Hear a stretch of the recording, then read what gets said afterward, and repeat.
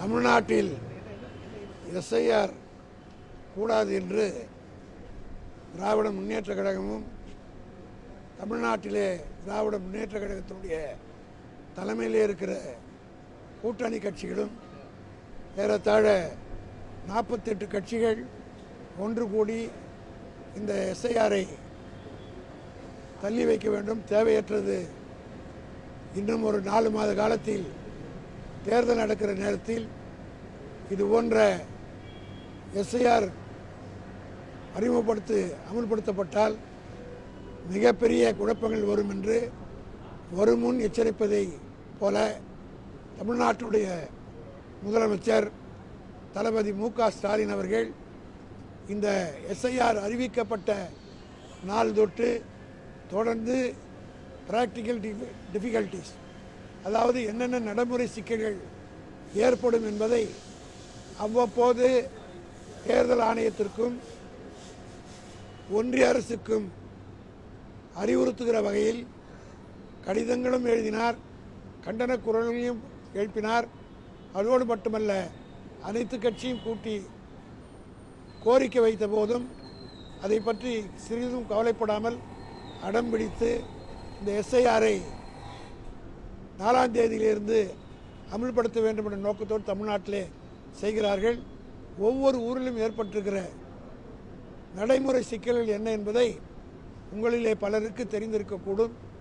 உங்கள் ஓட்டே எந்த அளவுக்கு இருக்குது என்றதை ஒவ்வொருத்தரும் கேட்டால் தான், தனிப்பட்ட முறையில் கேட்டால் தெரியும். காரணம், இந்த பிஎல்ஓஸ் என்று சொல்லப்படுகிறவர்கள் அவர்களுக்கு எந்த ட்ரைனிங்கும் கொடுக்கல. இதை பற்றி அவங்களுக்கே தெரியல, எந்த ஃபார்மை கொடுக்கணும் என்னன்றதே தெரியாமல் அவர்கள் இருக்கிறார்கள். அதோடு மட்டுமல்ல, பெரும்பாலான பிஎல்ஓஸுக்கு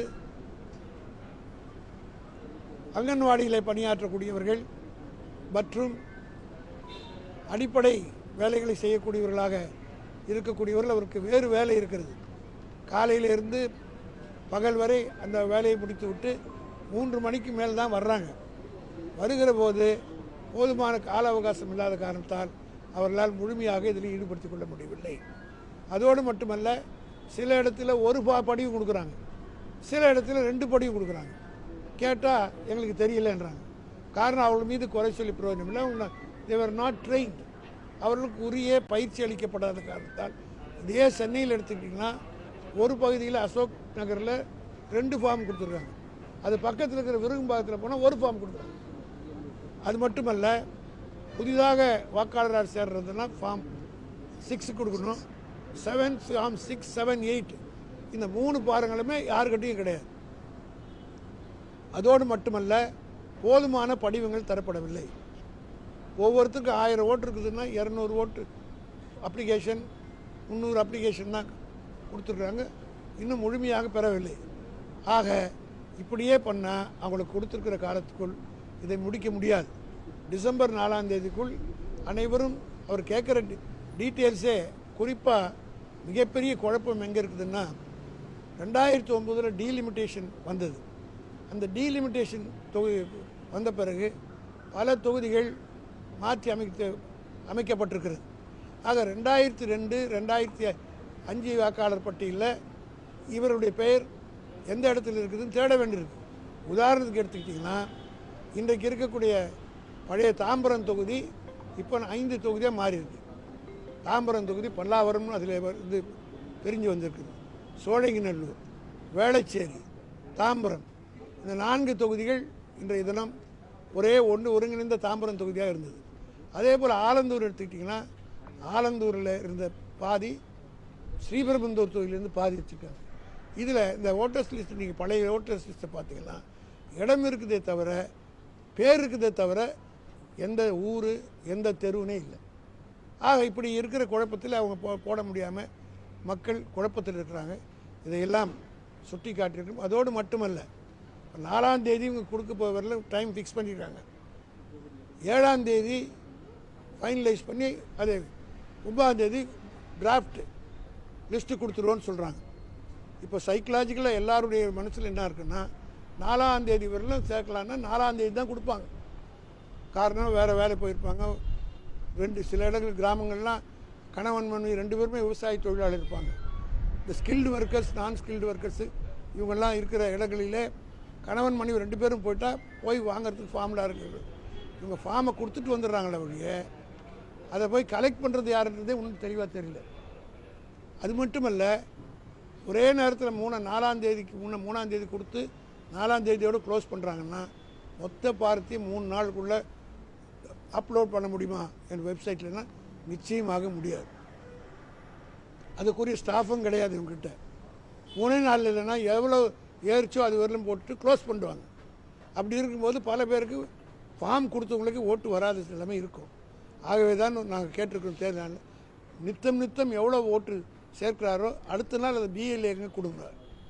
அப்போ தான் எவ்வளோ பேர் சேர்த்தாங்கன்றதை நாங்கள் வராதவங்களே கொடுங்க என்று பிஎல்ஏஸ் போய் வாக்காளர்களை சந்தித்து சொல்வதற்கு வசதியாக இருக்கும் என்று சொல்லியிருக்கிறேன்.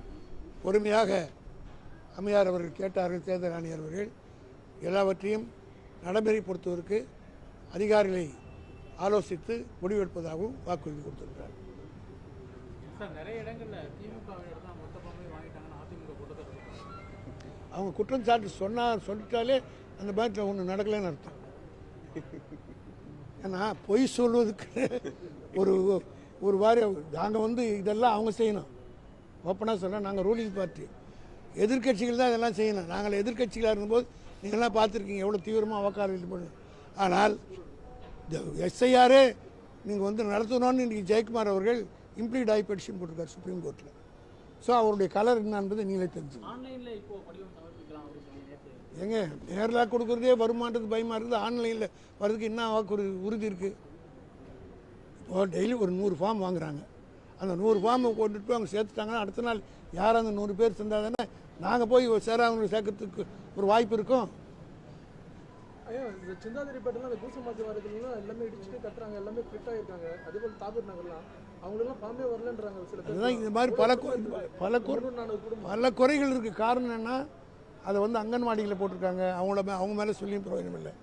அவங்கள கடிஞ்சு நாங்கள் கேட்டனால அவங்கள பார்த்தா பரிதாபமாக இருக்குது.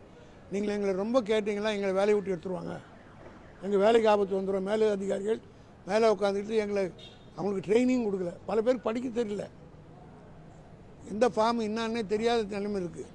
இதுக்கெல்லாம் சரி பண்ணுறதுக்காக தான் நாங்கள் டைம் கேட்டு இந்த எஸ்ஐஆர் இப்போ தேவையில்லை, நிதானமாக இதெல்லாம் செய்யலாம்னு சொல்லி கேட்டதுக்கு நோக்கமே அதுதான்.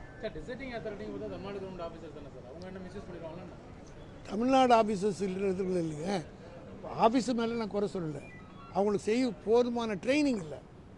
அரசியல் கட்சி தலைவர்களுக்கு கட்சியில் இருக்கிறவங்களுக்கே ட்ரைனிங் தெரியலன்னா எம்எல்ஏ எம்பியை கூப்பிட்டு கேளுங்க. இன்றைக்கி இங்கே இருக்கிறாங்களே இப்போ எம்பிசி ஏடிஎம்கேல இருக்கிறாங்களா, மந்திரியாக இருந்தாங்களா, அவங்கள கூப்பிட்டு நீங்கள் ஒரு கிராஸ் கொஸ்டின் பண்ணுங்கள். இந்த கேள்வி நான் கேட்டாங்க, அந்த ஃபார்மில் இருக்கிற 13 இதுக்கு தரவோ கண்ண முடின்னு பதில் சொல்கிறாங்கன்னா சொல்ல முடியாது. காரணம் அப்படிப்பட்டவங்களுக்கு அந்த நிலையில் சாதாரண கடனில் விடக்கூடிய நிலை என்ன அவர்களையும் பார்க்கணும் இல்லை.